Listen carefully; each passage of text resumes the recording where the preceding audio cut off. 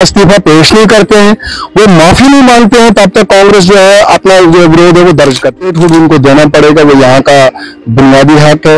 हम इस हिंदुस्तान का हिस्सा हैं, यहाँ हमें ये स्टेटहुड से बाहर। भीमराव अंबेडकर साहब जिसने हिंदुस्तान का कानून वहां पर उनके लिए बोला कि कांग्रेस जो है बार बार जो है अंबेडकर का नाम लेती है, और इस ढंग से बताया गया कि वो लोग जो है कभी भी माफी। बाबा भीमराव अंबेडकर जो है वो हमारे कानून के मेमार थे।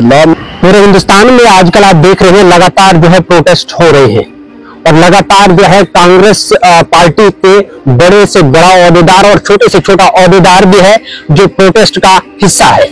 और इस वक्त अगर बातचीत की बात की जाए तो हमारे साथ बातचीत के लिए पीसीसी मेंबर जे&के के इंडियन नेशनल कांग्रेस, और साथ में अगर बता दूं सीनियर वाइस प्रेसिडेंट कांग्रेस के डिस्ट्रिक्ट डोडा से रणजीत सिंह मनास साहब हमारे साथ बातचीत के लिए हैं। इनसे बातचीत करेंगे, छोटे और बड़े मुद्दे रहेंगे जिन मुद्दों को लेकर जो है कांग्रेस पार्टी जो है लगातार संघर्ष कर रही है, लगातार जो है अपनी आवाज आवाम तक पहुंचा रही है। मनास साहब, सबसे पहले आपका स्वागत करते हैं, और सबसे पहला सवाल रहेगा डॉक्टर साहब लेकर जो है इनको लेकर जो है शोर शराबा हो रहा है, कांग्रेस पार्टी लगातार जो है प्रोटेस्ट कर रही है, तो क्या कहना चाहिए?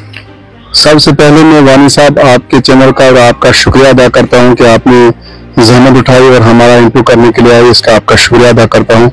तो सवाल जहां तक भीमराव अंबेडकर साहब का है, आप देख रहे हैं कि पार्लियामेंट के अंदर बहस चल रही थी, उसमें ऑनरेबल होम मिनिस्टर श्री अपने अमित शाह जी ने वहां पर उनके लिए बोला कि कांग्रेस जो है बार बार जो है अंबेडकर का नाम लेती है, और इस ढंग से बताया गया कि वो लोग जो है कभी भी माफ नहीं करेंगे। क्या आपको पता है कि भीमराव अंबेडकर साहब जिसने हिंदुस्तान का कानून लिखा, वो चेयरमैन थे उसके, और वो जिस मुल्क का कानून, और ऐसा कानून जिसमें यहाँ हर तबके को, हर मजहब को, हर धर्म को जीने का बराबर हक जो है वो भाई भीमराव अंबेडकर साहब ने दिया। और एक बार मैं आपको हिस्ट्री बताऊं कि रशिया जब टूट रहा था, रशिया सोवियत यूनियन, उसके आखिरी सदर जो थे मिखाइल गोर्बाचोव थे, उन्होंने बोला कि अगर भीमराव साहब अंबेडकर का कानून मेरे मुल्क में होता तो मैं रशिया को टूटने से बचाता। ये वो शख्सियत है जिसके बारे में ये ऐसे शब्द इस्तेमाल किए गए हैं, और कांग्रेस जो है उन्होंने फैसला किया है कि जब तक माननीय गृह मंत्री अपना इस्तीफा पेश नहीं करते हैं, वो माफी नहीं मांगते हैं, तब तक कांग्रेस जो है अपना जो विरोध है वो दर्ज करती रहे। जम्मू कश्मीर में भी लगातार प्रोटेस्ट हो रहे हैं, और इन प्रोटेस्ट में जिस तरह से आपने कहा कि जब तक ना जो है अमित शाह साहब जो है अपना माफीनामा देंगे, तो क्या कहना चाहेंगे कि ऐसे शब्द को इस्तेमाल करना कैसा महसूस हो रहा है? आपने कहा कि एक बहुत बड़ी शख्सियत के खिलाफ बोलना। बाबा भीमराव अंबेडकर जो हैं वो हमारे कानून के मेमार थे, लॉ मिनिस्टर थे। उन्होंने कानून की सरबराही में 2 साल में हिंदुस्तान में कानून बनाया, और 26 जनवरी 1950 को कानून मुल्क का लागू हुआ। उसके लिए उस इतनी बड़ी शख्सियत जिसको पूरी ऑल वर्ल्ड के लोग जो है रिस्पेक्ट करते हैं, किस ढंग से उन्होंने कानून को यहाँ पर नाफिज किया, बनाया। तो अमित शाह साहब को ये हकूक नहीं है कि वो इतने बड़े सीनियर लीडर, इतने पुराने और जिसने कानून लिखा हो मुल्क का, उनके लिए ऐसे शब्द लिखना। तो कांग्रेस से कोई माफीनामे तो नहीं है, उनको अखलाकी तौर पर इस्तीफा देना चाहिए, और जिस समाज से वो आते हैं उन लोगों के पास माफी मांगनी चाहिए, तब तक वो लोग वो माफ नहीं करेंगे। सर, जम्मू कश्मीर के हवाले से बात करेंगे। जम्मू कश्मीर में चुनाव हुआ, और उसके बाद यहाँ पर जो है गठबंधन वाला रहा, आप कांग्रेस जो है एनसी के साथ गठबंधन में रही, और उसके बाद आप तो साथ हैं, लेकिन आप किसी ओहदे पर कांग्रेस का कोई भी जो है कोई ने भी जो है ओहदा नहीं लिया। वजह क्या रही, क्यों नहीं लिया? देखिए, यहाँ पर इस वक्त कोalition सरकार है हमारी, नेशनल कॉन्फ्रेंस के साथ उमर अब्दुल्ला साहब चीफ मिनिस्टर हैं, हमारी बाहर से सपोर्ट है, लेकिन कांग्रेस ने ये तहैया किया है कि जब तक स्टेटहुड वापस नहीं आएगा तो हम किसी भी मिनिस्ट्री को लेने के लिए तैयार नहीं। हमारा संघर्ष जारी है। पहले आपने देखा होगा कि पहले लोग कहते थे जी यहाँ इलेक्शन नहीं होंगे, ये नहीं होगा, वो नहीं होगा, काफी दबाव बना अपोजिशन का, सुप्रीम कोर्ट गए लोग, कोर्ट की डेडलाइन मुकर्रर हुई, उसके बाद इलेक्शन भी हो गए। एक वक्त वानी साहब ने याद करो, आप छोटे हैं, स्टेटहुड उनको देना पड़ेगा, वो यहाँ का बुनियादी हक है। हम इस हिंदुस्तान का हिस्सा हैं, यहाँ हमें ये स्टेटहुड से बाहर रख नहीं सकते। इनको भी इखलाकी तौर पे मुल्क का हिस्सा समझ के लोगों पे दौर आते जाते रहते हैं। आज हमारी बीजेपी की सरकार है, कोई मुल्क दुश्मन नहीं है, हम सब एक मुल्क के रहने वाले हैं। उनको भी बड़ा दिल दिखा के यहाँ पर स्टेटहुड वापस करना चाहिए, चुनी हुई सरकार को यहाँ पर काम करने का मौका देना चाहिए, ताकि यहाँ नौजवान जो बेरोजगार पढ़े लिखे नौजवान जो है, डिग्री होल्डर्स जो है, उनको कोई रास्ता हुकूमत के अलावा नजर नहीं आ रहा है, उनके लिए कोई सरकार पॉलिसियां बनाए, जॉब की यहाँ गारंटी हो, यहाँ पर स्टेट की गारंटी हो। तो इसके लिए उनको बड़ा दिल दिखा के यहाँ पर स्टेटहुड रिस्टोर करना पड़ेगा। वो हमारा बुनियादी हक है, कोई हम पे वो एहसान नहीं करेंगे। मैं आपको यकीन दिलाता हूँ कि अगर सरकार वहां सेंटर में दूसरी कोलिशन आएगी या कांग्रेस के साथ कोई सरकार आएगी या मिलकर आएगी, तो पहली कैबिनेट में हो सकता है। लेकिन मोदी साहब प्राइम मिनिस्टर है हमारे मुल्क के, हम सब के प्राइम मिनिस्टर हैं, किसी एक मुल्क के नहीं है, इसके एक फर्द के नहीं है। उनके लिए नागालैंड भी वैसा, उनके लिए यूपी भी वैसा, उनके लिए महाराष्ट्र भी। मुल्क के प्रधानमंत्री हैं और गृह मंत्री, उन्होंने हमसे वादा भी किया, हमारे लीडर्स से, और हर जगह बोलते रहे कि जैसे भी चुनाव हो जाएंगे उसके बाद हम स्टेटहुड जो है वो यहाँ की चुनी सरकार जैसे आ जाएगी तो यहाँ का स्टेटहुड बहाल करेंगे, ताकि यहाँ की लोग जो है आवाम के लिए, यहाँ के गवर्नमेंट जो है आवाम और नौजवानों के लिए, खासकर बेरोजगार नौजवान, यहाँ के बिजली के मसले, यहाँ के पानी के मसले, यहाँ जितने भी मसले मसाइल पैदा हुए उनको यहाँ की सरकार, यहाँ के MLAs, यहाँ की अपोजिशन पार्टियां सब मिलकर यहाँ काम करेंगी। सर क्या एक्सपेक्टेशन रखेंगे लोग कि कब तक जो है स्टेट वापस आएगी? जिस तरह से आपको मैं याद दिलाऊं, इंजीनियर रशीद साहब ने उमर अब्दुल्ला साहब को जब NC की मेजोरिटी आती है जम्मू कश्मीर में बहुत सारी सीटें लेकर, लेकिन उसके बाद उन्होंने कहा था, इंजीनियर रशीद साहब ने कहा था कि तब तक आप जो है सरकार नहीं बनाइएगा जब तक ना स्टेटहुड वापस आएगी। तो क्या उस बयान को लेकर, और आज लगातार जो लोग बता रहे थे, जो मैनिफेस्टो में भी था नेशनल कॉन्फ्रेंस का, कि हम सबसे पहले जो है इसका स्टेट को जो है रिस्टोर करने की पूरी कोशिश करें, लेकिन अभी तक लगभग 1.5-2 महीने तो गुजर गए। देखिए बात सुनिए, मैं आपको बात बताऊं कि स्टेटहुड का जहां तक मसला है, हुकूमत चुन के नई आई है, कानून में है, यूटी जब बनी उसके बाद 1.5-2 महीने इन्होंने नए कानून यहाँ पे वापस किए। अब इनको स्टेटहुड रेस्टोर पार्लियामेंट में करना है, और इनको पार्लियामेंट का इजलास बुला के वहां तमाम पार्टियों को एतमाद में लेके, जम्मू कश्मीर के यहाँ लोग एतमाद में लेके, तो जो है स्टेटहुड बहाल अगर करेंगे तो यहाँ की जो चुनी हुई सरकार है वो यहाँ एक तरफ से हम मिलिटेंसी का शिकार हैं लोग, तो चुने हुए नुमाइंदे जो है वो बेहतर तरीके से यहाँ गवर्नमेंट के साथ, यहाँ अपनी पैरामिलिट्री फोर्सेस के साथ, पुलिस से मिलकर, और यहाँ पर लोगों के लिए पॉलिसियां बनाएंगे, ताकि हम यहाँ पर जो हमें आए दिन या मिलिटेंसी के जो देखने पड़ रहे हैं, तो यहाँ की चुनी हुई सरकार को जो है इन्वॉल्व करना पड़ेगा, ताकि यहाँ पर मिलिटेंसी के खिलाफ पूरा हर आदमी, हर फर्द, हर चुना हुआ नुमाइंदा, हर वोटर जो है सरकार के साथ, अपने मुल्क के साथ, अपनी फौज के साथ, अपने वतन के लिए जो है काम करेंगे।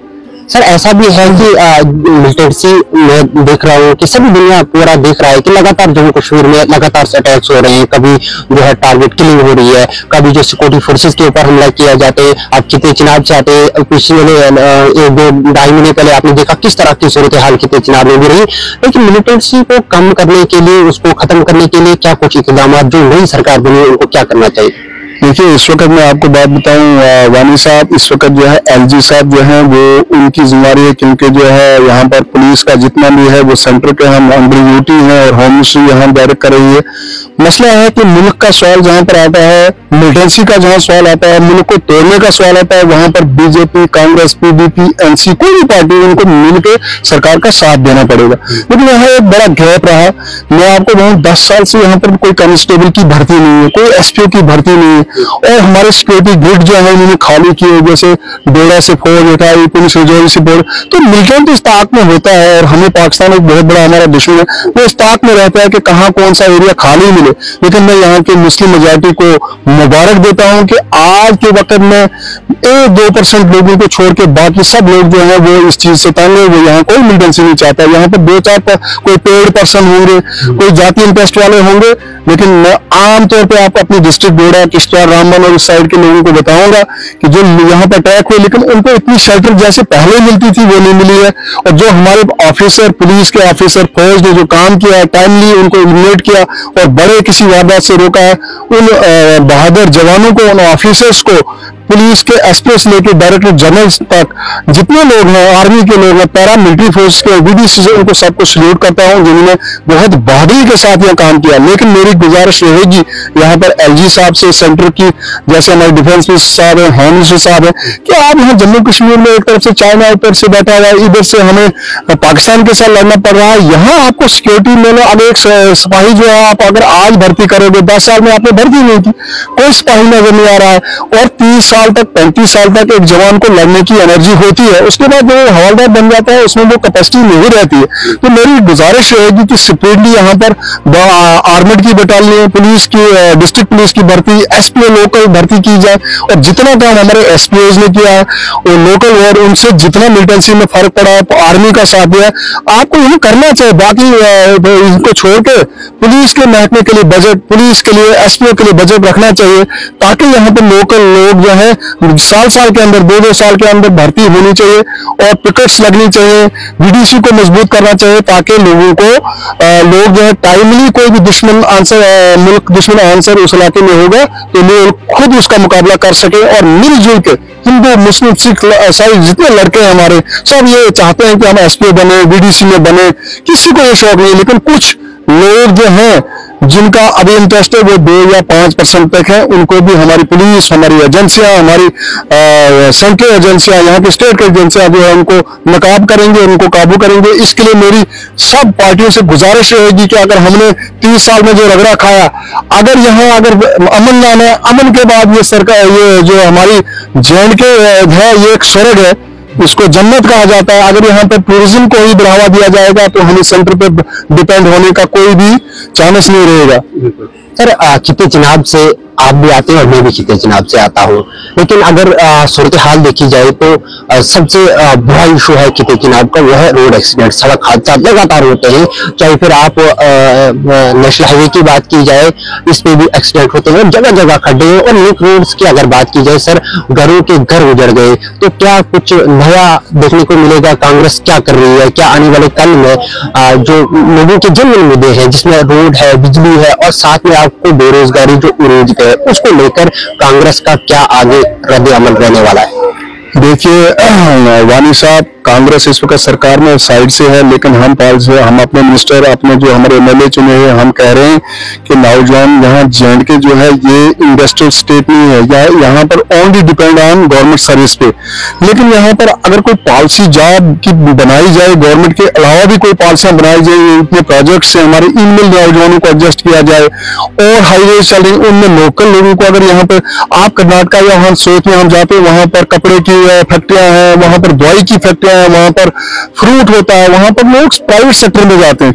यहाँ जाएंगे कहाँ? कोई प्राइवेट सेक्टर भी नहीं है, कुछ नहीं। जिसके लिए सरकार की जिम्मेदारी बनती है कि आप यहाँ पर नौजवानों के लिए, पढ़े लिखे नौजवानों के लिए भी जॉब क्रिएट करें। और मेरी सरकार से गुजारिश रहेगी कि आप मनरेगा जो हमारे कांग्रेस के वक्त में स्कीम थी, आप इसको बढ़ाइए। और एक MA वाला नौजवान है, अगर आप ₹1,00,000 की गारंटी, अगर जॉब गारंटी उसको देते, ₹1,00,000 का काम उसको देते हैं, तो वो भी समझो अपना दवाई का खर्चा या अपने 2 टाइम का खाना शाना, एक सरकार की तरफ से गारंटी रहेगी, जॉब रहेगा, तो ये बढ़ाना पड़ेगा। ये सरकार को JNK के लिए कोई पैकेज ऐसा तैयार किया जाए, क्योंकि आप हिमाचल जाइए, वहां का कुछ और है, पंजाब कुछ और है, या और स्टेट है, वहां पर प्राइवेट सेक्टर बहुत है, वहां और कुछ हिस्सा है। लेकिन यहाँ पर हमारा जो मसला है, हम डिपेंड सिर्फ इस पे सेंटर पे रहते हैं। तो यहाँ पर अगर सेंटर पे रहते हैं तो यहाँ पे सेंटर पैसा देगा तब यहाँ सरकार चलती है।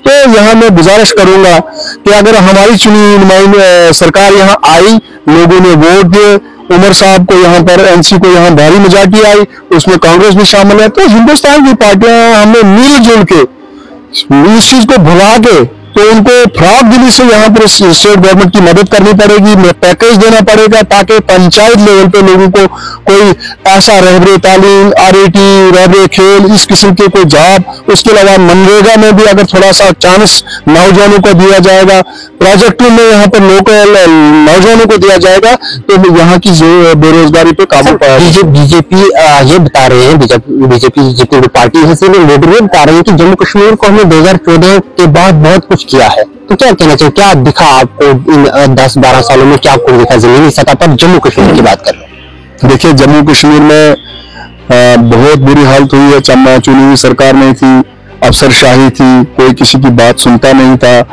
कोई भी आप किसी वीडियो के पास जाओ, किसी तहसीलदार के पास जाओ या पुलिस अफसर के पास, जो यहाँ के लोकल ऑफिसर से बहुत अच्छे थे, सुनते थे। कुछ अफसर अच्छे भी थे, कुछ तो चाहते ही थे कि यहाँ पर इलेक्शन हो। लेकिन चुनी हुई सरकार है, जमहूरियत में एक सरपंच की भी उतनी पावर है जितनी प्रधानमंत्री की। आपने दायरे के हिसाब से पंचायत में एक सरपंच होता है, वार्ड मेंबर होता है, उसकी साइन के बगैर वहाँ प्लान ही नहीं बनता। वही अपना दायरा बढ़ते बढ़ते एमएलए तक जाता है, एमएलए से मिनिस्टर बनते हैं, मिनिस्टर से एमपी बनते हैं, एमपी से सेंटर के मिनिस्टर बनते हैं, यूनियन मिनिस्टर बनते हैं, उसके बाद प्राइम मिनिस्टर बनते हैं, दायरा होता है। लेकिन जमहूरियत को आप साइड पे रख के वो ठीक नहीं लगता। अगर चुने हुए नुमाइंदे हैं, उनके बाद लोग जाते हैं, वो अपना बेहतर तरीके से जानते हैं कि मेरे किस इलाके में किस चीज की जरूरत है, कॉलेज की जरूरत है, हाई सेकेंडरी की जरूरत है, स्टाफ की जरूरत है, तो बहुत पीछे गए लोग यहाँ पर। यहाँ चुनी हुई सरकार जो होती है वो नुमाइंदे होते हैं, ऐवान होता है, ऐवान में बैठ के अपोजिशन के लोग वहाँ बहस करते हैं। एक चावल के दाने में भी बहस होती है, बिजली के बल्ब पे भी बहस होती है, सुझाव आते हैं एमएलए की तरफ से, अपोजिशन के एमएलए के, उसने सरकार पे बैठ के बोलती है कि अच्छे सुझाव यार, जिससे लोग देश को चलाना है, मुल्क को चलाना है, लोगों को फैसिलिटी देनी है, इसके लिए सरकार होती है। ये ना कि बतियां लगा दे तो वो हवा में या तनख्वाह लेने के लिए सरकारी एमएलए नहीं होते हैं। ये गरीब लोग वोट देते हैं, पहाड़ पे होते हैं। जो मेरा भाई इसमें पहाड़ पे बकरवाल है, कोई गद्दी है, कोई भेड़ के साथ है, कोई बकरी वाला है, कोई भैंस वाला है, कोई दुकानदार, सब टैक्स देते हैं खजाने में। मालिक से पहले टैक्स लग जाता है, एक सुई से लेकर जहाज तक, तो वो तो गरीब लोग देते हैं। मुलाजिम तो ऐश में, मुलाजिम को मेन होते तो तनख्वाह मिलती है, लेकिन एक बेरोजगार एमए बीएड पीएचडी लड़का, उसके दिल पे क्या गुजरी जब उसको 200 रिचार्ज करने के लिए भी नहीं है। तो इस इन हालात में सरकार को बड़ी गंभीरता से सोचना पड़ेगा।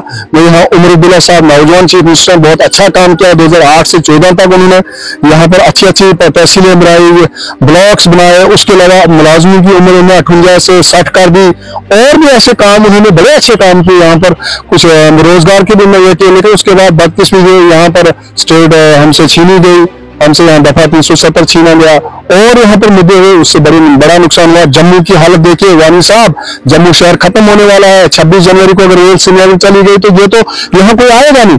मैं गुजारिश करूंगा सरकार से कि ये जिद छोड़ के आप यहाँ पर दरबार मुंह बहाल करो। वहां से लोग यहाँ आते हैं, भाईचारा बनता है, यहाँ के लोग वहां जाते हैं 6 महीने, भाईचारा, फड़ी वाला, नाई, हर बंदा यहाँ पे ऐसे अपने 6 महीने के लिए अपना राशन और ये पानी और अपने घर का हर खर्चा पूरा करते हैं। तो मेरी गुजारिश रहेगी, एक मुल्क के हम, एक कानून है, कौन जीता, लोग जिताते हैं, दूसरे से उतार देते हैं। लेकिन ऐसी दुश्मनी में देख रहा हूँ कि ऐसी तो अंग्रेज और हिंदुस्तानियों में बनी थी जो आज चल रही है सियासत में। अपोजिशन का काम बोलना है, उनको भी मोटिवेट करना है, बिठाना है, जो सुझाव है उनको सुझाव को लेकर चलना है, आगे मुल्क के लिए चलना है, काम करना है, लोगों के लिए काम करना। रियासत जम्मू कश्मीर के भ्रम में फंसी है। सबसे बड़ा मुद्दा है यहाँ बेरोजगारी का, बहुत बेरोजगारी है, नशेखोरी इतनी हो गई है, और यहाँ पर बच्चे बचाने हो, जब उनके पास जॉब नहीं, कुछ नहीं है, और यहाँ पर हमारी बाहर की ताकतें जो है वो स्मगलिंग के जरिए, मिलिटेंसी के जरिए यहाँ पर वो चिट्टा और ब्राउन शुगर वगैरह वो करके, तो यहाँ पर तो बहुत बुरा हाल है। मेरी गुजारिश रहेगी इस पर बहुत जामिया पॉलिसी बना के इस चीज को रोका जाए, और यहाँ पर जॉब क्रिएट करके, जनरेट करके, नौजवानों को कम से कम स्टाइपेंड तौर पे भी पीएचडी और एमफिल लड़कों को जेब खर्चा सरकार की तरफ से होना चाहिए, वरना डिप्रेशन में लोग चले जाएंगे। बहुत शुक्रिया सर टाइम देने के लिए। नाज़रीन किराम, आपको बता दूं, थोड़ा सा खुलासा मैं करूंगा। मनाज साहब हमारे साथ बातचीत कर रहे थे, और मनाज साहब की थोड़ा सा मैं खुलासा करूं तो ये वो शख्सियत है, ये जब भी काम करते हैं, और जो भी गुफ्तगू अभी तक इन्होंने की तो जमीनी सतह वाली गुफ्तगू की। और जिस तरह इन्होंने कहा कि पहाड़ों के ऊपर जो गरीब लोग हैं वो वोट करते हैं और टैक्स भी देते हैं, और सिर्फ उनको वोट और टैक्स ही देना पड़ता है, बाकी चीजें इन तक नहीं पहुंच रही। लेकिन सबसे पहले मैं थोड़ा सा तारुफ आपको बता दूं कि मनाज साहब जो काम करते हैं बिल्कुल साइलेंट तरीके से काम करते हैं, और आज जब हम इनसे मिले तो मजबूरन उनको बताया कि थोड़ी 2-4 बातें आप जरूर बताइएगा, क्योंकि आप देख रहे हैं लगातार प्रोटेस्ट भी हो रहा है, और साथ में जम्मू कश्मीर में जो है कांग्रेस और एनसी जो है एकजुट होकर इलेक्शन लड़ा, लेकिन इसके बाद कोई भी ओहदा कांग्रेस ने नहीं संभाला, और बराबर की सपोर्ट जो है नेशनल कॉन्फ्रेंस को दे रहे हैं। लेकिन इसके अलावा भी बहुत सारी शख्सियत आपको मिलाएंगे, लेकिन कांग्रेस की, अगर कांग्रेस के हवाले से इन्होंने जो गुफ्तगू की आप तक हमने पहुंचाई, इस इंटरव्यू को ज्यादा से ज्यादा शेयर करें और कमेंट बॉक्स में अपनी राय भी रखिएगा जरूर। फिलहाल इंडियन ट्रिब्यून के लिए इतना ही। अपने मेजबान मुदस्सिर वानी को दीजिए इजाजत। खुदा हाफिज़।